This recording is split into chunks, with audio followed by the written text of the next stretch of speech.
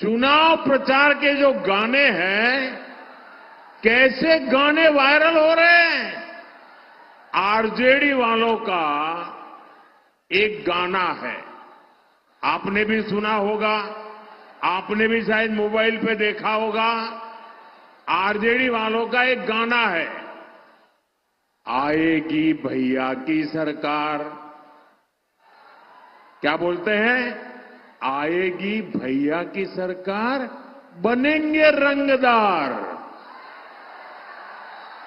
आप सोचिए, ये आरजेडी वाले इंतजार कर रहे हैं कि कब उनकी सरकार आए और कब अपहरणीय, रंगदारी, ये पुराना गोरख धंधा फिर से शुरू हो जाए।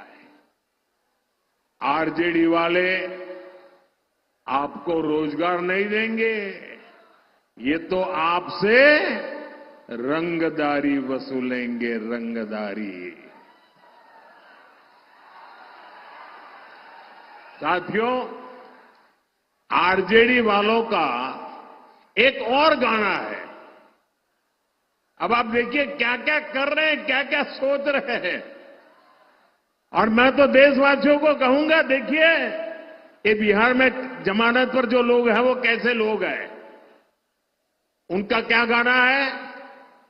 भैया के आबेदे सत्ता, भैया के आबेदे सत्ता, कट्टा सटा के उठा लेब घरवा से। आप अंदाजा लगा सकते हैं कि ये जंगल राज वाले सरकार में वापसी के लिए क्यों इतने बेचैन है। इन्हें जनता की सेवा नहीं करनी, इन्हें जनता को कट्टा दिखाकर लूटना है, लूटना। उन्हें घर से उठवा लेना है। साथियों, आरजेडी का एक और गाना चल रहा है।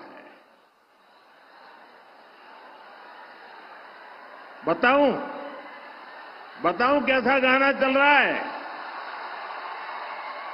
उनका एक और गाना चल रहा है, मारब सिक्सर के, मारब सिक्सर के 6 गोली छाती में। यही इनका तौर तरीका है, यही इनका प्लान है। इनसे कोई भी सवाल पूछेगा तो यही जवाब मिलेगा, मारब सिक्सर के 6 गोली छाती में। साथियों, यही जंगल राज की आहट है। ये बहनों बेटियों को, गरीब, दलित, महादलित, पिछड़े, अति पिछड़े समाज के लोगों को ये डराने का प्रयास है, भय पैदा करने का खेल है इनका। साथियों, जंगल राज वाले कभी भी कोई निर्माण कर ही नहीं सकते। वे तो बर्बादी और बदहाली के प्रतीक है। इनकी करतूतें देखनी हो तो डालमिया नगर में दिखती है। रोहतास के लोग इस बात को अच्छी तरह जानते हैं। साथ ही आप तस्वीर लाए हैं, मैं मेरी टीम को कहता हूं ले लेते हैं, लेकिन आप तस्वीर ऊपर करते पीछे दिखता नहीं है। मैं आपका आभारी हूं, आप ले आए हैं। मैं मेरे टीम को कहता हूं जरा ले लीजिए इनसे भाई, और आप बैठिए नीचे, ले लेंगे वो, बैठिए। पीछे औरों को रुकावट होती है भैया। अंग्रेजों के जमाने में डालमिया नगर की नींव पड़ी थी।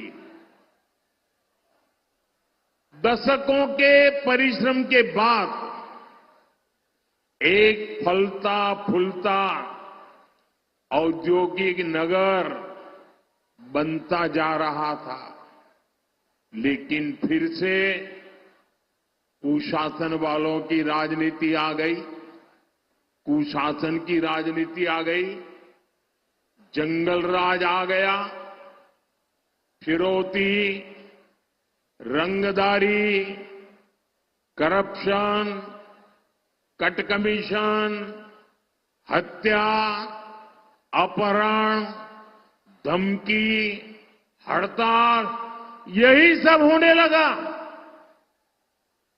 देखते ही देखते जंगल राज ने सब कुछ तबाह कर दिया। साथियों,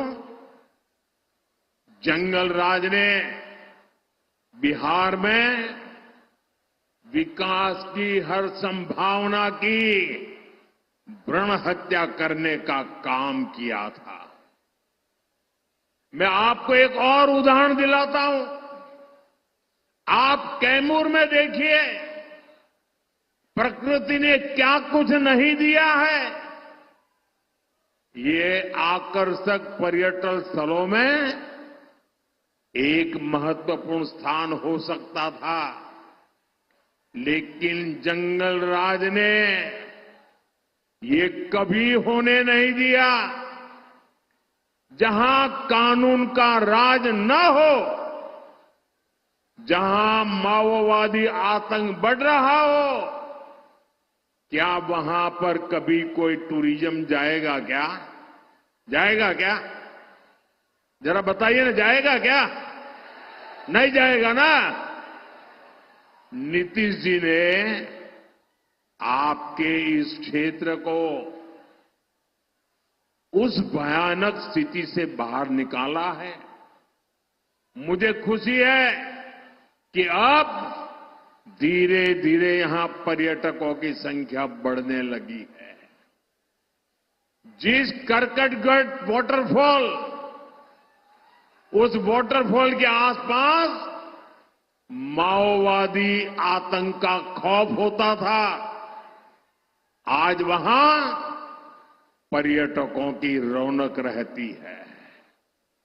यहां जो हमारे धाम है, वहां तीर्थ यात्रियों की संख्या लगातार बढ़ रही है।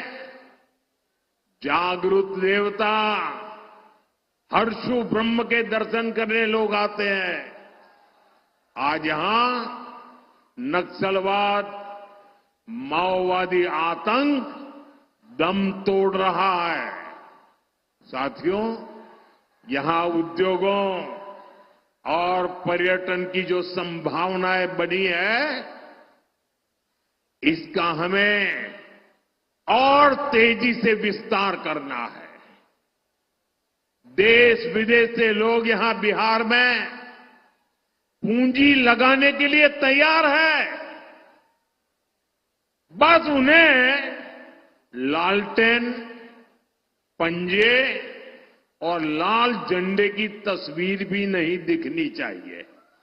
अगर दिख गई तो दरवाजे से ही लौट जाएंगे। इसलिए हमें संकल्प लेना है, हमें बिहार को जंगल राज से दूर रखना है। साथियों, बिहार के इस चुनाव में एक बहुत ही खास बात हुई है। इस चुनाव ने कांग्रेस आरजेडी के बीच लड़ाई को सबके सामने ला दिया। कांग्रेस आरजेडी की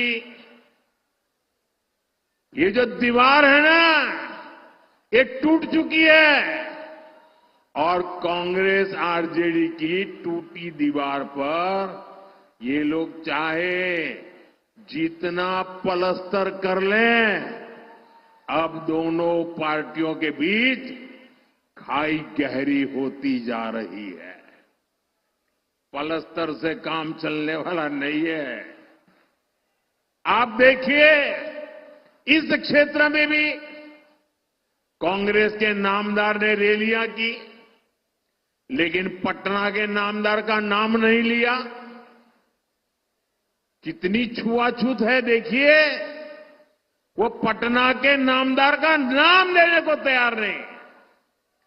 कांग्रेस के नामदार दुनिया जहां की कहानियां कहते रहते हैं, लेकिन आरजेडी के घोषणा पत्र पर कोई सवाल पूछे कि भाई आरजेडी ने बड़े बड़े वादे किए, क्या कहना है, तो कांग्रेस के नामदार के मुंह पर ताला लग जाता है।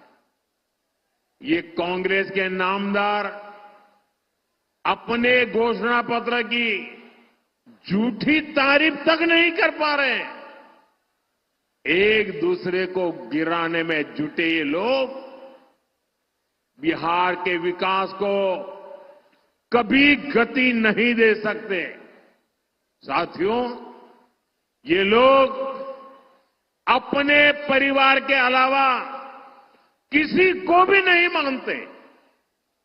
कांग्रेस ने बाबा साहब आंबेडकर की राजनीति खत्म की, क्योंकि बाबा साहब आंबेडकर का कद ये दिल्ली में बैठे शाही परिवार से ऊंचा था।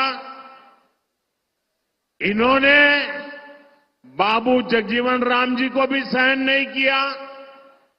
सीताराम केसरी, उनके साथ भी ऐसा ही किया।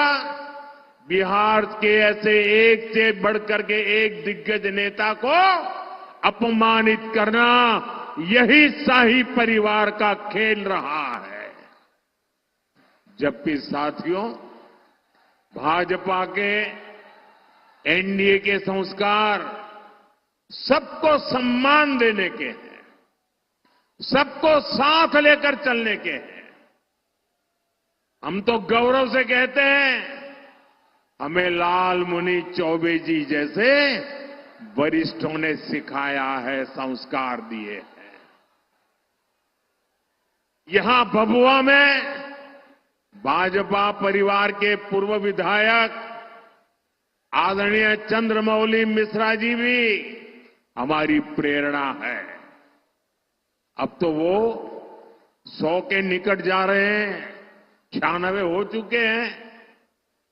और जब कोरोना का संकट आया तो ऐसे हमारे सभी सीनियर को मैं फोन कर रहा था, तो मैंने मिश्रा जी को भी फोन किया, चंद्रमौली जी से मैंने उनके हालचाल पूछे, और मैं हैरान था, ये उम्र, लेकिन फोन पर वो मेरा हाल पूछ रहे थे, मेरा हौसला बढ़ा रहे थे।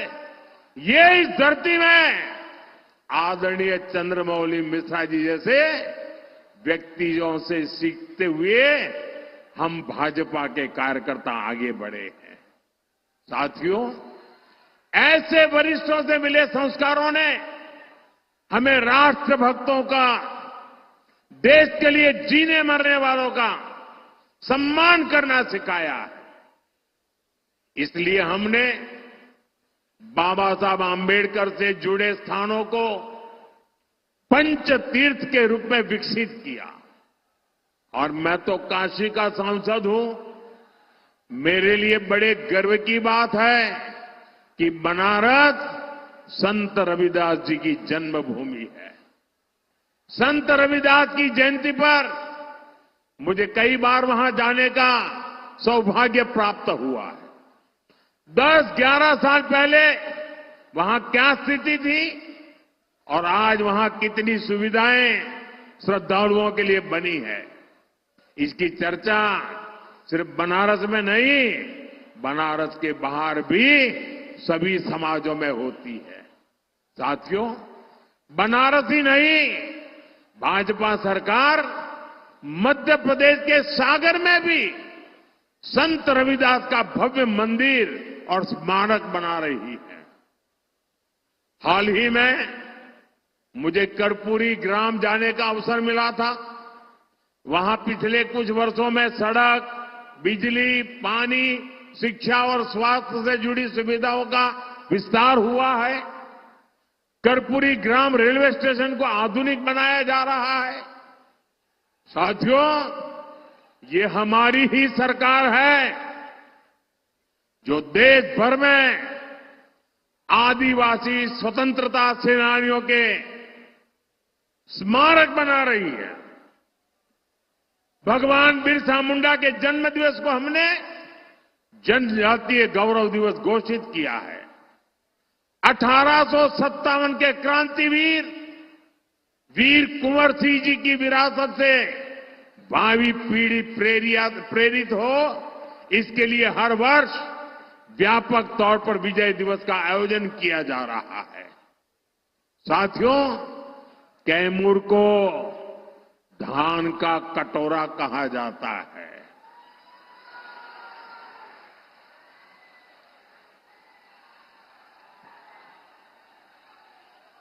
और हमारे बबुआ के मोकरी चावल की मांग दुनिया भर में हो रही है। और प्रभु श्री राम को भोग में यही मोकरी का चावल अर्पित किया जाता है। राम रसोई में भी यही चावल मिलता है। आप मुझे बताइए साथियों, आप अयोध्या का जब राम मंदिर देखते हैं या उसके विषय में सुनते हैं, यहां बैठा हुआ हर कोई मुझे जवाब दे। जब राम मंदिर आप देखते हैं या उसके सुनते हैं, आपको गर्व होता है कि नहीं होता है? माताओं बहनों, आपको गर्व होता है कि नहीं होता है? भव्य राम मंदिर का आपको आनंद आता है कि नहीं आता है? आप काशी में बाबा विश्वनाथ का धाम देखते हैं, आपको गर्व होता है कि नहीं होता है? आपका हृदय गर्व से भर जाता है कि नहीं भर जाता है? आपका माथा ऊंचा होता है कि नहीं होता है? आपको तो गर्व होता है, हर हिंदुस्तानी को गर्व होता है, लेकिन कांग्रेस आरजेडी के नेताओं को नहीं होता है। ये लोग दुनिया भर में घूमते फिरते हैं, लेकिन अयोध्या नहीं जाते। राम जी में इनकी आस्था नहीं है और राम जी के खिलाफ अनाप शनाप बोल चुके हैं। उनको लगता है कि अगर अयोध्या जाएंगे, प्रभु राम के दर्शन करेंगे, तो उनके वोट ही चले जाएंगे, डरते हैं। उनकी कोई आस्था नाम की चीज ही नहीं है।